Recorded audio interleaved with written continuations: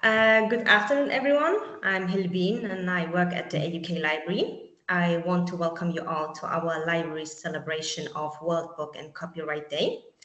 This special occasion honors book, authors, and intellectual property rights while promoting our culture of reading and lifelong learning. We are delighted to bring this event live on air with Media and Roche from Leopard Radio. And joining us today is our distinguished guest, Dr. Helene Sairany. She is a visionary leader, author, and advocate for education and knowledge empowerment. She also has an extensive background in pharmacy, leadership, and global health initiatives, and she has also been recognized for her work with prestigious awards like the Washington Business Journal 40 Under 40 and the Next Generation Pharmacist Award. And she's also the author of Trading Grenades for Candy, which is a memoir of her journey as a Kurdish refugee, and Childhood Baggage, which is a book on overcoming trauma, and The We You Don't See, which are also about insights on the lasting effects of war trauma. So as we can see, she is deeply committed to intellectual freedom, literacy, and ethical research, which makes her an ideal speaker for today's discussion. Dr. Hisan, welcome, and thank you for being with us today. Thank you so much for having me, and thank you for the very nice introduction. We would like to talk about your work. Can you share a bit of about your creative process and what drives your work? We would especially love to hear more about the story behind your book, Trading Grenades with Candy, since it is such a standout title and really caught people's attention. So, Trading Grenades for Candy was recently listed as a bestseller on Amazon, simply because we sold so many copies. And like you said, the title is a bit controversial, and it's not your usual Trading Grenades for Candy. It revolves around my one encounter when I was in Zaho before we immigrated to the U.S. with my parents. I was barefoot and I was running on the interstates of Zaho with a grenade in my hand, and I had this unfortunate encounter with the U.S. Marine who caught the shiny explosive in my hand. I genuinely thought it was a toy. And the Humvee actually honked at me, and then they waved a bag of candy for exchange of that grenade in my hand. So that is what led to the birth of that book. But as you can tell, like I've been around the world, and every now and then, somehow I would share a snippet of my story, and people would often tell me that I should write a story about what has happened. The Kurdish story is pretty rich, the culture is rich. And I was fortunate enough to actually, during COVID, where the world went through a lockdown, to kind of just sit down and just put my story into writing. But the Trading Grenades for Candy, it's more than that encounter. It demonstrates a metaphor of every Kurdish life, where for whatever circumstances we had to give up our life. The grenade, the sanction, the tension, for the metaphor for the candy, which is seeking an alternative opportunity in a place that is far and oceans away from the motherland.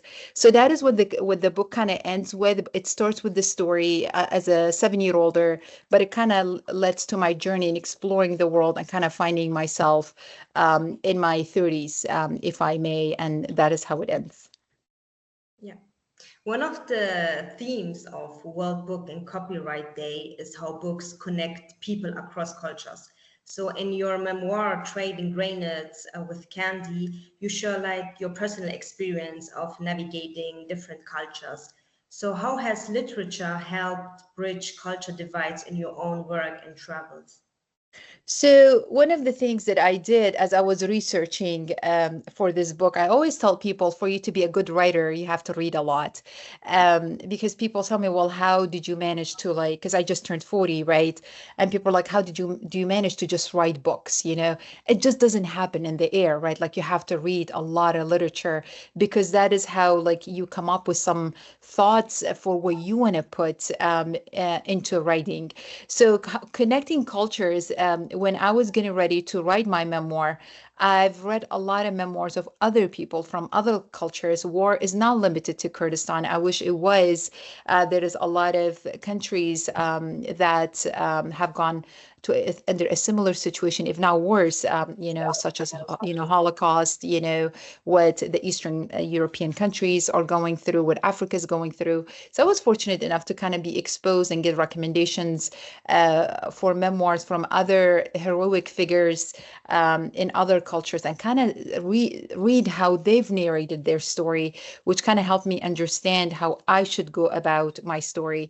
One of the challenges of a memoir is that you can select what you want to share. So there were stuff where I was like, do I really want to say this in the story? I mean, what would the family think? But that is what I chose, and that is something other peoples have chosen as well. But I think overall it was very well taken, and I feel like I've learned a lot as well, because when you read a journey or a life story of someone, you're in a way taking a journey with them and through their cultures, their lifestyle, their family interaction. So it was really a pleasant experience for myself, and it also kind of helped with what I wanted to put together for me, and also to kind of show a different side of the culture of the Kurdish population. Yeah, as you said, you were reading a lot of books before Mhm. starting your memoir. Can you share like an example of a book that changed your perspective on a cultural or societal issue, and what made it so impactful? Yeah, so it didn't.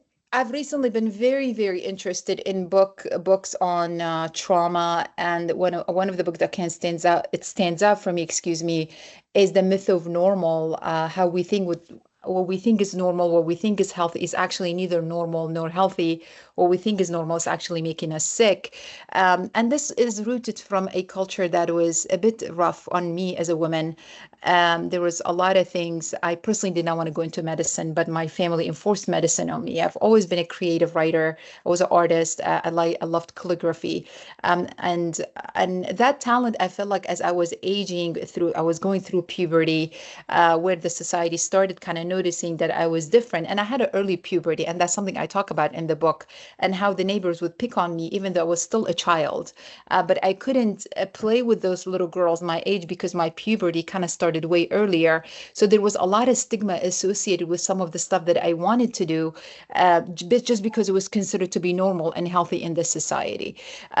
So it was a pain that was kind of embedded within me for a while, until I kind of deep dive into writing. So I would say my writing, in a way, kind of liberated some of the thoughts that I had, that I thought it was okay, but it was actually not okay. So the book that actually opened up my eyes, it was The Myth of Normal by Dr. Gabor Mate, who is a family physician, a trauma expert, and who talks about how some of the belief systems were handed to us just because nobody bothered to question the legitimacy of those. Of those beliefs. But this book really opened up my eyes into questioning a lot of things. One of the things, for example, like we don't find women traveling by themselves, for example. And I've been to 115 countries by myself. So says who a woman cannot travel by herself? Says who a woman cannot be an executive? So there's just a lot of like belief systems that I start questioning. And I thank it to Dr. Gabor Mate and his book on the myth of normalcy. Yeah, it's wild how a book can shift your entire perspective on It really something. does. Yeah, it does. Yeah, It does. I think that's the magic of reading, as they say. Yeah. We would like to talk about the role of books and the libraries in a digital age. So, World Book and Copyright Day celebrates the importance of books. And from your experience, what role do libraries play in fostering like a strong reading culture, especially in a world driven by technology? Do you see the shelf behind me? Yeah. They call me an old schooler. I like paper. I like paper, I like libraries, but I would say, and it pains me to say this, but that's the reality. With the explosion of smart devices and digitization of the world, I just feel like libraries, and of course the government is doing its share of defunding libraries and education. I'm sure you guys are watching the news that's coming out of the States. Libraries are not as effective as it used to be. Not because I want to say that, just because of the explosion of smart devices, people are reading far less than they used to, and which is very unfortunate. There is, masses of research out there that says, attention span tends to be better when you read an actual physical book than a tablet version. When you actually write notes than when you type in notes, right? So while technology is good, I'm not gonna, I've personally benefited a lot from AI and technology, but I always tell people every success comes at a cost. And the question is the cost worth it, right? So while technology is great, technology has disconnected us, has destroyed the communities. And the core of a community is a library where, parents used to take kids to libraries and kind of expose kids to books. Now a kid at two, you go to like restaurants and other places, kids are all on smart devices. So it is something that is concerning, and it's something that I touch on my third book, which there is a chapter called Weapon of Mass Distraction, not destruction. Distraction. And what is the weapon of mass distraction? It's your smart device, right? I was visiting my brother the other day, for example, and his 2-year-old was on a smart device, and I had to give them a lecture because it's just not healthy, right? So I wish every parent would know the value of books, the value of libraries, and also our legislators, our leaders, kind of doing their part in advocating for libraries and communities, because that's the soul of the community. But this is not a problem that is limited to the Middle East. I mean, U.S. equally is struggling with this, just because of the explosion of the AI. So I don't know if I answered your question, but I think what I'm trying to get at is, we're hurting in a way. People are reading less. Books are not as read as they used to, and libraries are not being utilized as used to, just because of the era of technology. Yeah, sometimes it's not just about books anymore. It's just the libraries are like a space for people to connect and learn, and we Exactly. don't have that like before. Yeah, because Exactly. sometimes it's just nice to dive into the book and pressing pause and everything for a while. Yep. But yeah, your writing often highlights resilience and Mhm. overcoming challenges. So, how can literature be a tool for women's empowerment and social change? So like I said earlier, I am a woman that grew up with a lot of stigma, a lot of shame. In a way, shame and honor defined who I was, right? Women have to cover, women have to do this, women have to do that. Says who? Right? And not that I am disrespecting my culture, but it takes like, a woman to kind of question the legitimacy of what is okay and what is not okay. And this goes back to the concept of myth of normal, right? A lot of stuff is imposed on women by women. And if you think about it, we're very quick in blaming men, but I would say it's actually the woman that imposes all the restrictions on women.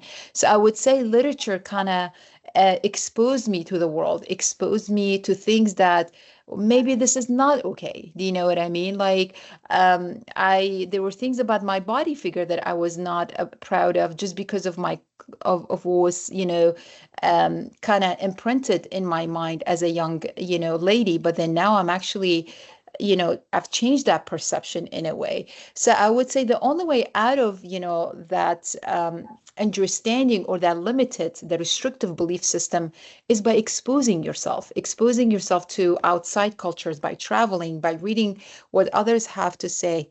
And that is the only way you can get out of this limited culture. I'm not saying just go rogue, but it doesn't hurt to ask, why was this done the way it is? And you would be surprised to learn that it's happening the way it is just because people just never bother to question, and it just passes generation to generation.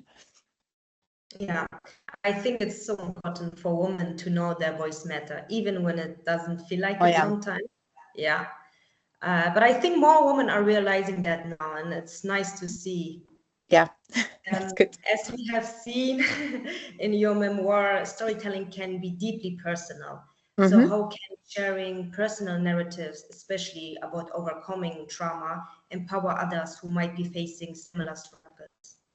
So that's a very good question, because trauma and shame go hand in hand. And my goodness, there's so much shame in our culture, right? Like you guys are Kurds. I don't have to tell you about how our, majority of our culture is driven by shame. What would other people say? What would other people think of us, right? That's all shame talking, right? And trauma, what is trauma? Trauma is about feeling broken, like something happens within you, because trauma is not about the event. It's not about the mustard gas that happened in Halabja. It's not about the war. It's not about the mass exodus of 1991. you know because if you think of the past is gone, right? You cannot bring the past back, and that's why we have to focus on what happened inside of us because of the past. I was a little child of 1991. Like, I've experienced the mass exodus, but I'm not going to continue crying for myself, right? So how can I turn that trauma to wisdom? Right? Trauma to wisdom. So trauma is about what happened inside of us at a physiological level because of what happened, right? But then what happened inside of us is not pleasant. It breaks you down into pieces, right? You feel like you're broken. You feel like you're damaged beyond repair, right? But then for you to understand that, you have to understand the role of shame, because shame says you're broken. Don't talk to people, because if you talk to people, you're going to get exposed.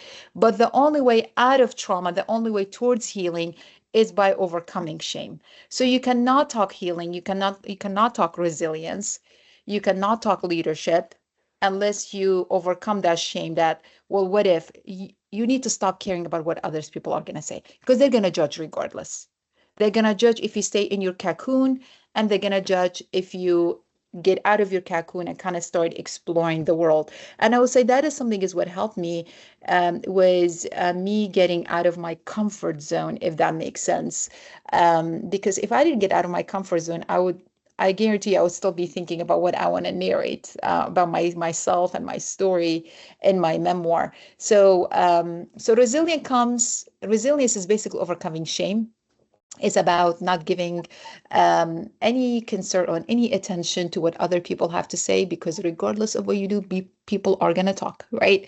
So I would say that was the determining factor for me in narrating Yeah, my personal life story. Yeah. I would say there's like real power in sharing your story, especially when it comes Yeah. to trauma. And it's Hmm. amazing also how being open about the struggles can help others Hmm. feel seen and less alone. It's like, Exactly. okay, if they can go through it, so can I. So that's like Exactly. also a huge part of healing.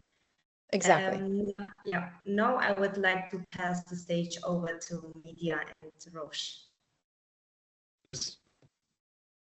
Is the mic open? Yes, it's open. Hello, Sairany, how are you? First of all, Um, we're very happy that you're joining us today. Obviously, it's our pleasure, and we've been looking very forward to this interview. Honestly, it's been weeks by now. First of all, I'm Media Muhammad, and I'm Roche. he's Munch. Both of us are from Leper Radio 98.7. Basically, we are the official voice of AUK, the American University of Kurdistan. And we would be very happy if we asked you a couple of questions regarding, basically, the freedom of expression. Ms. Helene, I would like to ask you something. Why does copyright matter for, generally speaking, for writers? So, what challenges have you faced in protecting your work generally, from the books, from the articles that you publish, or yeah. what are the challenges that you really face? So it's interesting because I would say a few weeks ago, I was reading a post by someone on social media on LinkedIn that was extremely familiar to me. And then it was actually a copy paste from my third book. And it was by someone who was a student of mine. Um, and of course, I took the coaching, because I've taught this individual, and I said, I appreciate your post, but your post looks very familiar to me. And then and he said, haha, or like something like that, which was a bit ignorant, right? And I said, well, when you use people's words, you need to give them credit. I'm not saying don't do it, but you need to give people credit. And he still stood by his ego, and he said, well, it's more convenient not to do so. And that is when I reported him to LinkedIn. You cannot, it's considered to be stealing, right? When you are utilizing people's work, I've read 200 books to put my third book together and for someone to just copy paste it, that is called stealing someone's intellectual property, right? So now in the US, I don't know how serious things are in Kurdistan, but in the US, there is a line long of lawyers that specialize in copyright, ethical concerns related to copyright and copyright concerns. And then you have ways to actually report it, which I did. But that is something the publisher actually helped me with, is you have to file a copyright and you get a number, because if anybody goes rogue on you, you have that number that you could utilize, because that content is forever yours and it's protected. Now, when I give talks, when I talk to you guys ask for my permission, can we record this? That is how you go about it. When I keynote around the world, they ask me, can they share my slides? Can they share their recording? Because that's all part of the intellectual property, right? And my goal is, when I went public with my vulnerability, with my trauma, with my resilience, the goal is to, like Hilbin was saying, is for other people to kind of relate. Do you know what I mean? So it doesn't make sense for me to say, no, you cannot share my stuff, right? But for you to kind of get a page out of my book and to post it, and for people to be impressed by what you've posted when it's not your work, that is actually a different story. But it's always good to kind of ask for permission, and also to make sure you get your copyright filed ASAP. Now, that is limited to the US. I honestly don't know the regulations in Kurdistan, but all 3 books of mine are copyrighted. And can I monitor who is stealing my work, who is not on social media? I just happen to get access to that, whatever thing that was stolen from my book.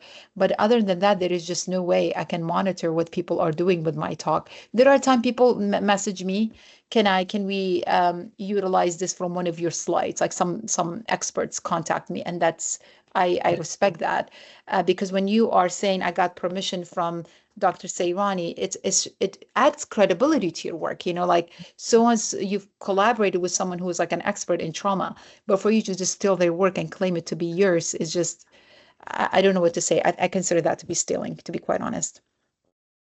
Yeah, Miss Helen, I have a follow-up on that. So the thing that with people, when people like steal from you, there's some kind of like, I don't say it's easy, but it is easy to find out. But what if today's age, like there's a lot of authors that their work is stolen by AI? How would you like be able to deflect that? So the only way to address that is not to use AI. I just don't know, because when you are, I use Grammarly a lot of time when I type in emails, because I send in 200 emails. So I want to make sure like I'm catching editorial mistakes here and there. But if you are using AI is going to basically take your work and give it to someone else. So the only way I can protect my work is by not utilizing AI. That will be my advice, but it's hard because AI just polishes it and cleans it and just gives it to you. But if you do choose to share your intellectual property with AI is just going to hand it to someone. So my advice will be not to share. That is the best that I would advise someone with. Dr. Sairany, I want to ask you a question, honestly, about, generally speaking, the freedom of expression. Now that all 3 books of yours, when you deal with like sensitive and like personal topics, generally speaking, of course, how do you like deal with this? How do you balance the freedom of expression, and also like you also deal with the ethical responsibility of, how should I say, storytelling? How do you balance between both of them, especially when it's related to these sensitive topics? So it hasn't been a problem, to be quite honest, as long as you're upfront. Because I'm a CEO now, and when I was applying for my job a year or 2 ago, I was actually considered because there was this other stuff on the side, if that makes sense. People take that as a strength in you. Do you know what I mean? Now, freedom of expression, there is freedom of expression, and there is something called disrespect to people's opinion. just because you're going to go and attack people and just say, well, I have the right to do so because it's free, that's not freedom of expression, right? One thing I try to avoid is getting in a battle on social media with someone. I never do that. Have I had people attack me? Absolutely. I've had people attack me. I've had people bully me. I've had people threaten me. I never engage. It's just not a good use of anybody's time. Is it painful? Absolutely. So it's not worth of anybody's time to kind of get into a battle on Twitter or on social media on something that is deeply personal, and it's something deep, something kind of like aligns with your passion and expertise, right? So that's something I avoid to do. But I would say in terms of my freedom of expression, I say stuff that is backed by evidence, right? Because I'm a scientist after all. I don't agree with a lot of stuff that medicine teaches, and I'm the CEO for physicians here. And when I speak, they listen because it's backed by evidence, right? And a lot of evidence that I present does not go online with what is being taught in medical school, right? And physicians, like my board, are all body of physicians, right? So I I am entitled to my belief that is backed by evidence, and they're entitled to their belief that's backed by evidence, right? But I don't enforce it, right? If they disagree, all I say is I agree to disagree, right? I agree to disagree. But in terms of people getting into arguments and what's happening in the media and on the news, I don't know that is called freedom of speech, if that makes sense. When you're disrespecting and you're shouting, that is actually a trauma response to a childhood baggage and anger or rage that you just never bother to address, in my honest opinion. And I see so much of it, to be quite honest.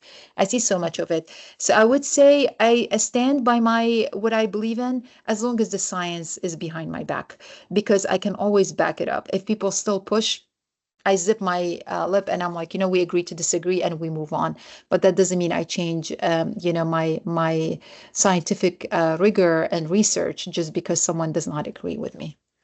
Definitely. Dr. Sairany, I'm sorry. I wanted to ask a question. So my sister, she writes a lot, and you were talking about storytelling and the freedom of expression. I want to ask you, do you believe that writing and like storytelling, generally speaking, and freedom of expression can be sort of a form of healing? Like, how can Oh yeah. students, Oh yeah, like yeah. students and aspiring writers, doesn't only have to be students, can use storytelling and the freedom of expression generally as to process their struggle, as a form of healing? Yeah. So I think you're asking two things. What was your name again? Sorry, Rouge. No, not Rouge. Rouge is, yeah. What was your name again? Sorry. I'm Media and he's Roche. Okay, Media. Sorry, Media. My cousin is named Media. I should know this. So here's the thing. You're asking two things. Number one is writing is a source of healing. That's one. And writing can also be a source of expressing something that you're deeply passionate about, right? People have different means of healing, right? They I'm big on yoga, right? So I that's the first thing I do. I wake up first thing in the morning and I do 1 hour yoga, right?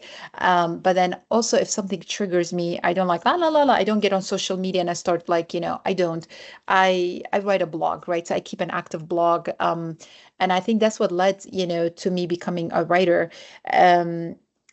Writing gives you a channel to kind of, and there, if you talk to any research, any psychologist or any psychiatrist, they will tell you there is tons of evidence out there that journaling is therapeutic for those with mental health challenges, right?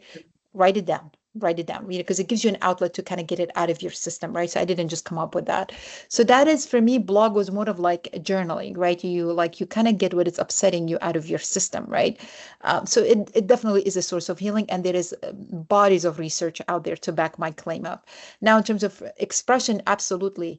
But for you to kind of avoid getting in trouble, I would say for people to to kind of argue with you is back it by evidence.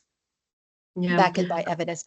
And if you back it by evidence and people still disagree with you, they cannot get you in trouble because you're backed by evidence and you're doing something that is actually something that is of a service, if that, because science is service. So that would be my recommendation. When you're writing for your own healing journey, that is between you and, nobody can argue, right, with that. But when you're writing for a freedom of expression, back it by evidence, and that is how you kind of get yourself out of people's judgment and stuff. Because if you have experts kind of agreeing with your work, then I just don't see why people would argue with you. Definitely. Dr. Sairany, if you have one advice, so because here in AUK, here in the campus, we have multiple students who actually publish their own book. We proudly say that. And not only them, also for aspiring writers who just want to begin, but they don't know where to begin from. If you have only one advice, what would you give them? That including my sister, of course. Yeah, of course, start small. I started as a blogger. And I remember I was in Duhok, I remember, and it was I was out of my doctoral program. I was a world traveler, and all of a sudden I was placed in Duhok, where there are no coffee shops, girls don't go out, girls don't run. I was a runner. I attempted to run one day, and my goodness, that was an adventure. People, honking at me and trying to pick me up, is thinking that, it was a very bad experience. Because again, I'm not judging, but it just, they're not used to girls like running in tank tops, and it just not. And I was like back from the US, and so you can only imagine the challenge, the stress that I was going through. And I was in my mid-20s, I believe 26, 27. I was just out of, graduate school with my doctorate, and I was like, I'm going to go serve my country. And my goodness, that was a culture shock for me, right? And it was a culture shock for you guys too, right? So it goes both ways. So I am in Duhok, right? I'm at the University of Duhok, and I'm teaching medical students. And I see students smoking in my face, right? Students smoking in my face. Women don't run in public. I did my dissertation in a cafe, and there are no cafes in Duhok then. Maybe there are cafes now. But it was very difficult. It was very, very difficult. And I would say writing is what helped me. As a single woman with strong opinions, who were very liberal, being in a culture that is just so, all inclusive and restrictive, if that makes sense. So I would say I was writing a lot. I didn't just become a writer overnight. So I would blog. That would be my advice. Baby steps, and then share your story. And then I would have people from Brazil reacting to my story, people from Europe reacting to my story, because blog is open. And then slowly and gradually people are like, your story is really, really interesting. You really need to write about it. And that's what led to the birth of Trading Grenades for Candy. So I would say start small. I would write columns for the newsletters. I would write blogs for myself. Any pain points I had, I would write it down. And that's what led to me becoming a writer. Dr. Sairany, so I was about to follow up with a next question, but you just reminded me of something. So I'm gonna make that. You were talking about the cross culture, and when you came here, and the culture shock, generally speaking. So many students now they face personal struggle in as an impact to their ability with education in general. So if you bring a student, international students, especially cross-cultural students, what advice would you give them for building resilience to, manage the stress, not only here, not students only here in their own country, but also the international students generally? Gosh, that's going to be an interview by itself. It's like, it's such a deep topic. It really is. And I really mean it. It's Kurdish in the diaspora, and parents going back against, like, my sister has decided to come back, and against the wish of her kids, and her kids are struggling. So this topic is deeply personal to me, and it's something that I personally went through, and I barely survived a year in Duhok. So I'll be honest, not because it's just because, we're talking about cultural shift, right? People change. And it takes 3 weeks, 21 days, according to research, for you to establish a different habit. And it's difficult. It's difficult. So the best I would say is that is traumatic, because what is trauma? Trauma is anxiety. And what is anxiety? Anxiety is the root of anxiety is separation anxiety. And these kids have gone, depending if they were born overseas or if they were born in Duhok, then they were taken over and then they were brought up. I mean, it is a mind bump. I'll be honest with you. It's tragic. It is traumatic. And I talk about it. I talk about a lot of it in Trading Grenades for Candy. And one of the things that when I published Trading Grenades for Candy, the publisher asked that I get at least 15 people who could relate to my story to review the book, because those are your future audience. So when I asked people to review my book, I talked about how I was born in Erbil, then go back. My parents were like nomads, right? Like gypsies. You guys say kuchar in Kurdish, right? Like from this place to this place, this place to this place. So I lived the life of a nomad. Like I don't know what home is for me, right? And maybe that's why I've learned how to adventure the world. Everything happens for a reason, right? It goes back to your early relationship with your caregiver, but that's a topic for another day. But yeah, and then early 90s, we go back to the US, right? And even in US, we kind of make a few shuffles because we don't know what belonging is. Like, we're immigrants. And then in the once the war is over in the early 2000s, my parents were like, okay, well, we need to go back. And then I decided to come back 1 year, and then I am a hot mess, and now I'm back in the US. So it is very traumatic. It is very, very traumatic. And I don't know if this is something that the campus could manage to have like a therapy or counseling, for these individuals, but it's extremely hard. And I can say this because I've gone through it. I can say this because some of my nieces and nephews are struggling because the parents are glad to be back to the motherland. It is motherland, right? But is it for some of us who were born elsewhere, who grew up elsewhere? And all I could recommend for the campus, AUK, is to have some counseling for these individuals because they need to have a safe space to kind of get this pain out of them. And that would be the only way, but the struggle is real, I would say, and it's not to be taken lightly. We actually do have counseling here in AUK, which is a really big step that That's awesome. The Student Affairs Department has provided for the student, which is awesome. Not only the student, I think for everyone, it's open for everyone. And you were talking about your book, Trading Grenades with Candy. That will take me to unfortunately, my final question of today, which is, you were talking about the obstacles of bringing 15 people. So I generally, not only that book, but the other books as well. And like during your journey with obstacles that you faced basically in publishing your first book, the second book, and the rest of them, and that you would think that you would also face in the future, like the common mistakes that you would feel you should tell. So the first starters could be avoiding maybe in the future. So you frozen media a bit. So the struggles, right, of publishing, and some of the things that you think I should have avoided. Yeah, so maybe as an advice for the starters, the young learners, the first people who should, like common mistakes, first time authors make. Oh my goodness, mistakes. That's how we learn, right? Yeah. But that is when we judge people. But why do you judge people? Because that's the school. That's where the school of learning is. You don't learn from success. You learn by failure. But our society, our culture celebrates success. You should be celebrating failure more than success because that's where wisdom comes from, right? So there has been no shortage of failure in my life, and I'm the first to say I screwed up, right? And I have a staff, and I tell them there needs to be a buffer of failure because if we don't fail, how are we gonna learn, right? And kind of but we need to be willing to pick ourselves up again, right? And not just say, oh my God, what will people say about me? So mistakes, I would say there was a bit of a fear, I would say, a fear of what if I say this? What if I, like there was a little bit of reservation from my end, if that makes sense. On some of the stuff that we already touched on, right?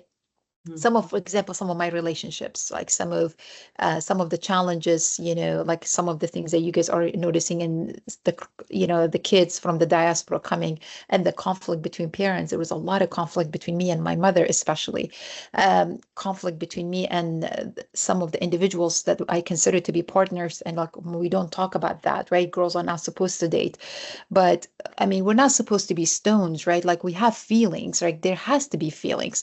So I would say mistake was like spending so much time and energy and being so hyper focused on the reservation. Can I not? Can I not? I mean, that could have just saved me so much time and angst and energy if I could have just be opened. And now when I speak, one of the things that people really like about my keynotes is how vulnerable I am.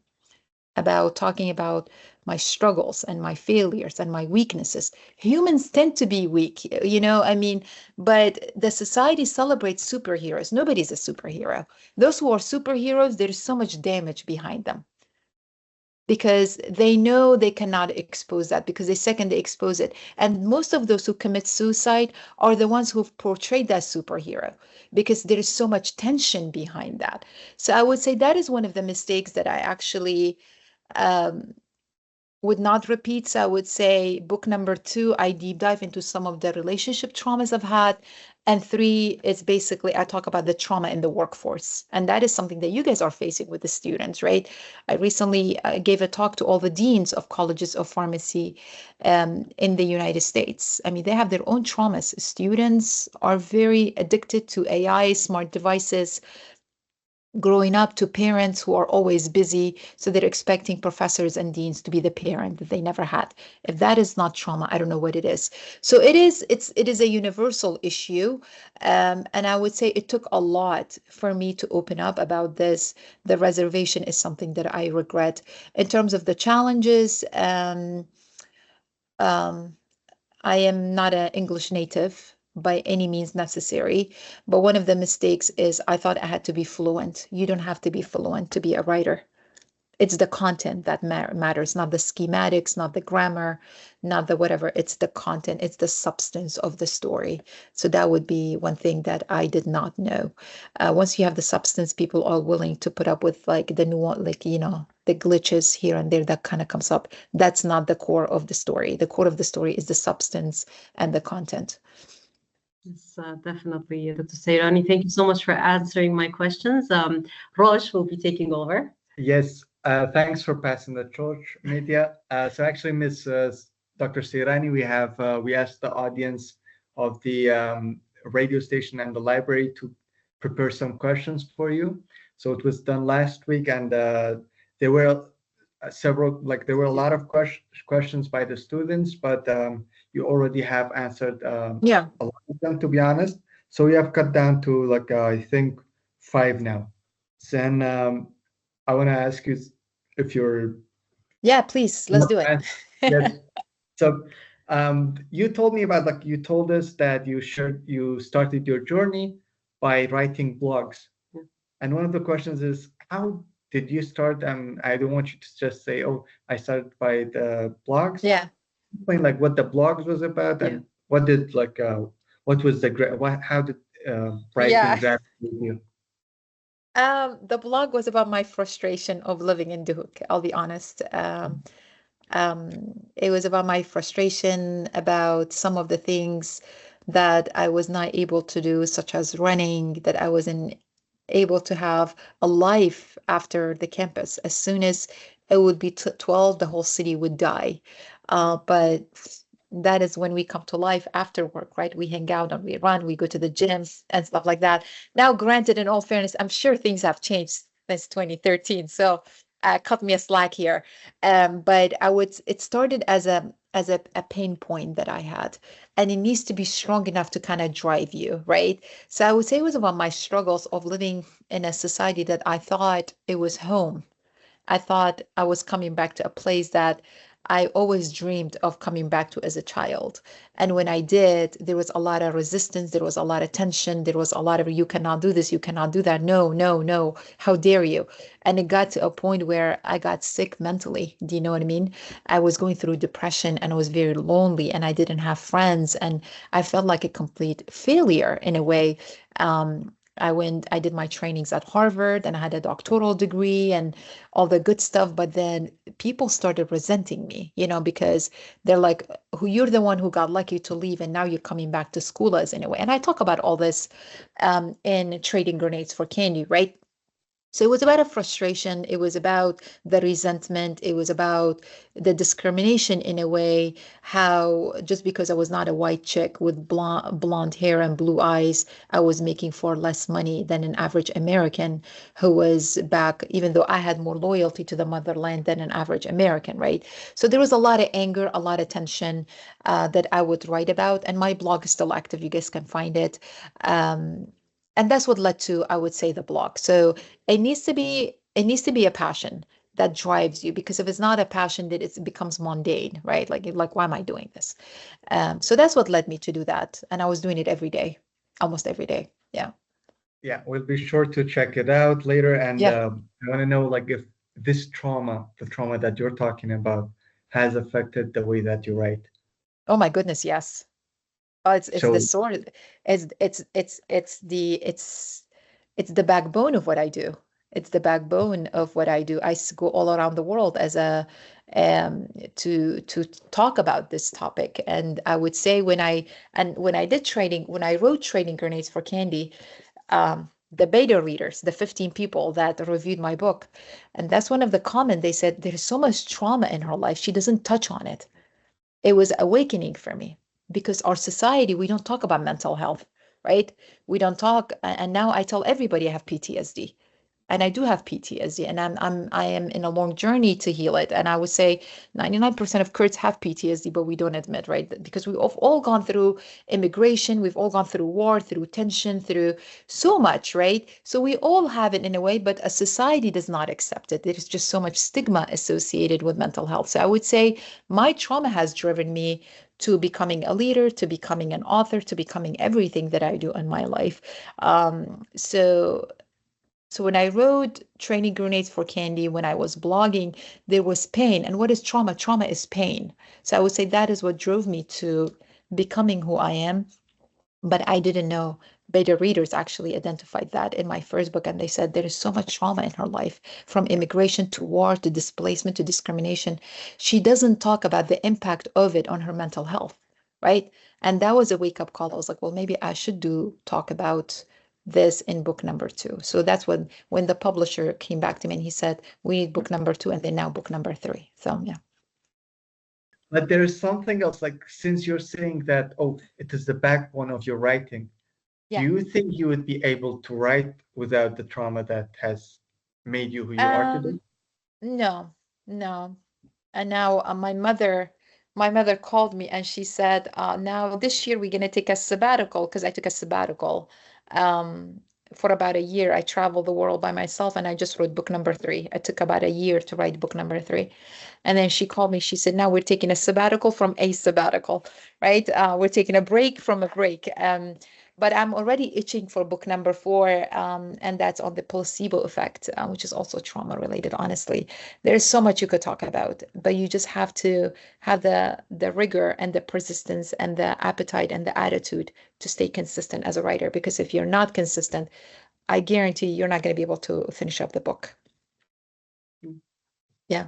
That's interesting, because Yeah. you're giving a, a bit deeper meaning to the trauma. So that's an interesting take. Oh yeah, trauma is human. My goodness. There's Mm. so much you could talk And about. Yeah. is it difficult to show yourself, show your true self to the people that do not even know you, like writing about your trauma, writing about personal things? Isn't it difficult? It used to be. It used to be. People like would walk to me and they were like, "Oh my God, Helen," and I'm like, "Who are you?" Like, because they've read about me, they know everything. They think I'm their cousin, right? And I don't Yeah. know these people, like, But again, emotion, what come from the heart goes to the heart. Like, when they get so attached to the author, it means my story touched them in a way, and that is something I cherish as an author.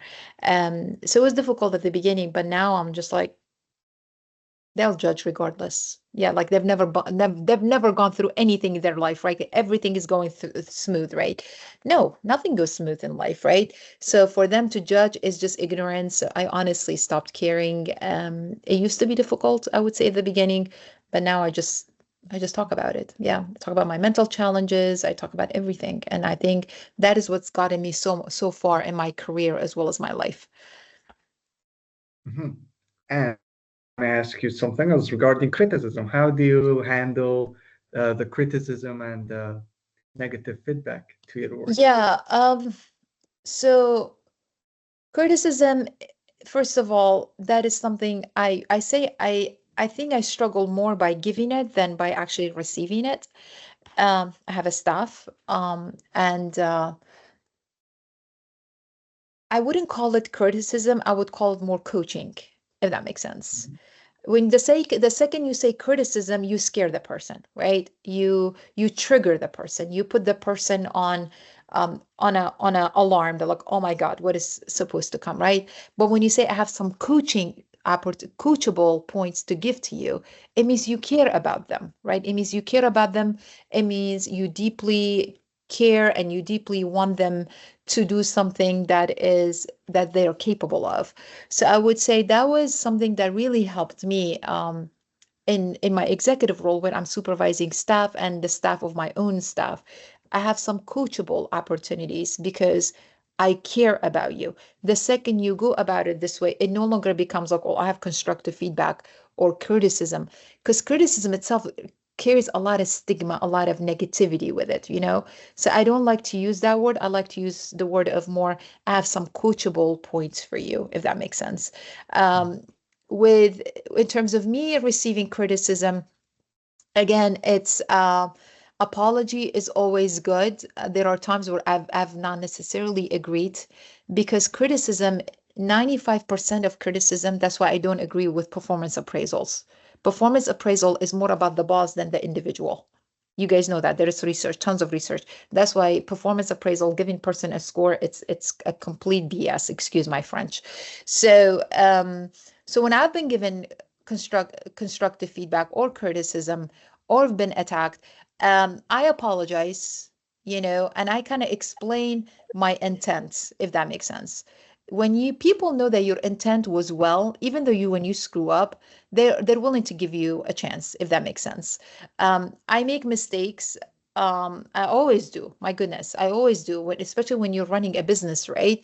But with good intentions. If they know your intention was meant to advance the mission and the vision of the academy, then they're willing to give you a pass. But you cannot have the ego, and that's something that I had to overcome a lot. Is it's not about me. It's either reflecting the individual, or maybe the individual is not understanding. So always apologizing. I'm sorry. That was not the intent, and trying to explain that whatever happened was meant to advance the mission and vision of the academy or the institution. Mhm. Yeah. Thanks for letting us know about this. And our last question Mm-hmm. is actually not the last one, the one before the last, because I have also That's okay. Yes. So we want to know, like, what inspired you to turn your experiences into books. So what was the reason? Why do you want to share your experiences? Impact. Is to have an impact. I don't make I don't make a living out of books, right? It's a passion, first of all. And second of all, there was something that I wanted to share with the world. Um, according to CDC as well as WHO, World Health Organization, 70% of the world has trauma. If you personally ask me, I think 100% of the Kurds have trauma. We've gone through a lot, and there's a lot of generational trauma, and a lot of kids.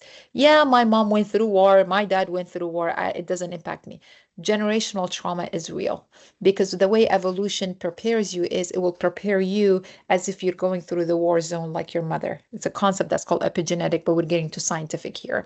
So the lack of awareness and the lack of, the understanding of how the impact the trauma has and how it shows up on every day, it has been bothering me for quite some time.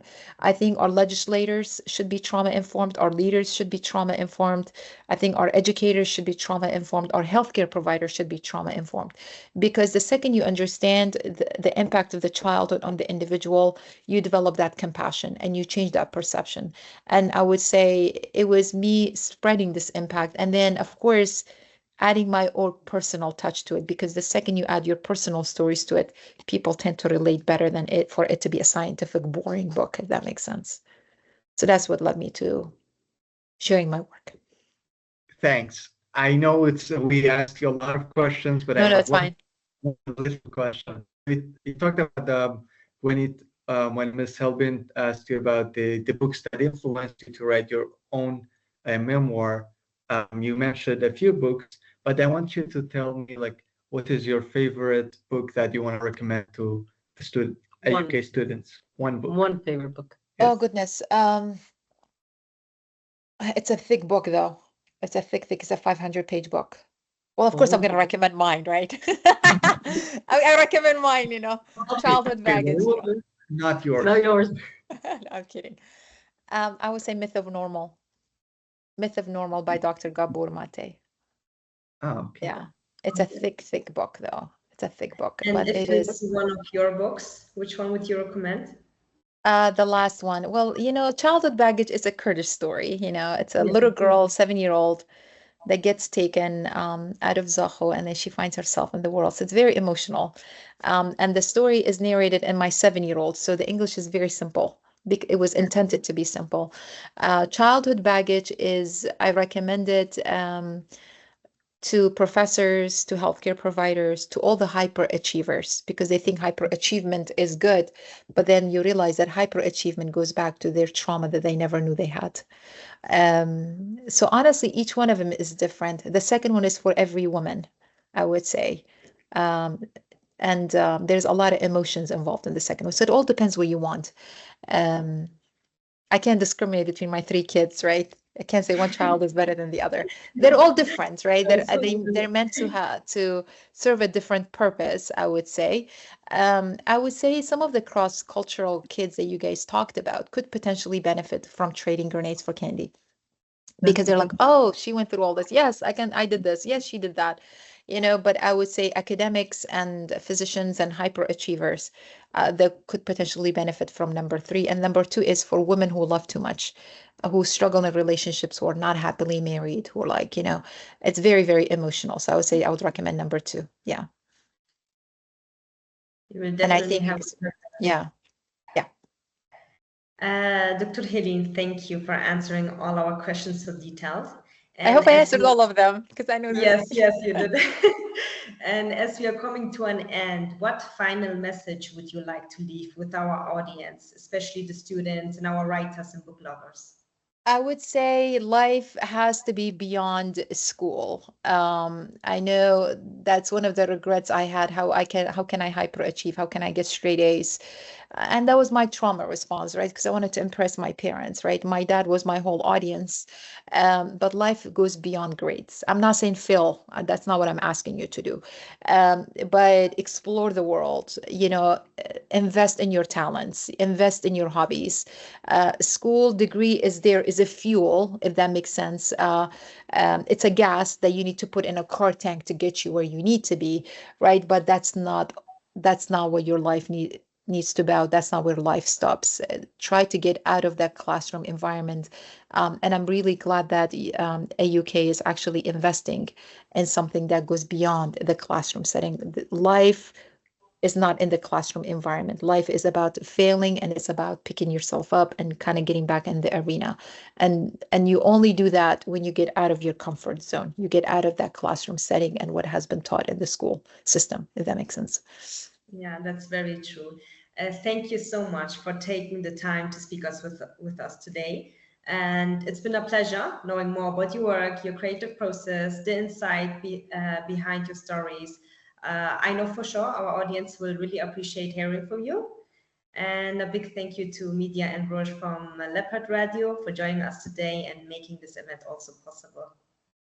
Thank you. Thank you, guys. Thank you. Thank you. Bye-bye. Thank you.